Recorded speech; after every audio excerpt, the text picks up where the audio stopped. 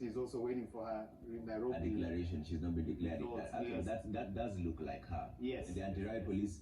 And this is also something that Jakaya Kikwete mentioned, the conduct of the police officers. Veronica Minor, I think also the UDA agent, Kenya Kwanza, has also now made her way here to understand more about what's happening, and the police having to get in the middle of this whole group and tell them, stop, let's sort this in a civil manner. Yeah.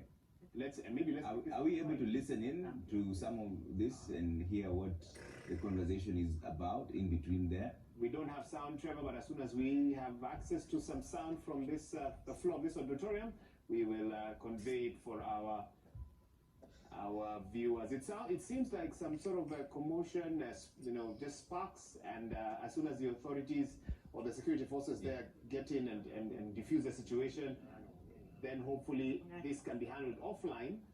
And we're seeing this more and more as the evening continues. Exactly, and the time keeps going. I'm seeing some clips here, Trevor and Wahiga, from people who are concerned about the IBC's level of public engagement, saying that by now we should know from them what is happening, why this state of affairs at the National Tallying Center, especially after telling us that this area was out of bounds for most people. So how are these people even making their way into that central part of the auditorium? A lot of reactions we're getting on our social media platforms about what exactly is playing itself out. Yeah, and Wakili, you're finishing your thoughts on this. You're saying there's no way they can adjust. Well, you see, there are a constitutional time limit. Like, for instance, if there is a presidential election and a petition is filed, the Constitution gives the court, the Supreme Court, 14 days.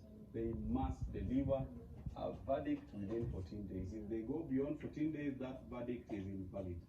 A declaration on who becomes the president done beyond 7 days will itself, that declaration will be challenged in court, and its validity will be subject to the pronouncement of court. So IBC, all these things were factored in by the framers of our constitution. They knew people would fight like this. Kenya is not the first experiment with democracy. It's been more than 250 years since the US had their first constitution, and there's been, so we knew that democracy is messy, people will do what they're doing here, but despite that, within 7 days, you must tell us who is the president, unless circumstances beyond, and these are not circumstances that are not beyond anything. So IBC must give us a verdict within that time. What I would want to say about what's happening on the floor of this place. See, if you look at football matches, when people begin to fight, is usually when the umpire, the referee, fails to act. Somebody plays badly, maybe Manchester plays badly, and Arsenal fans don't take it kindly. And they appeal to the referee who does not do anything. On the other side, Arsenal fans, footballers play badly against Manchester, and it continues like that until all the players lose faith in the referee. Then they collapse into solving their problems their own way.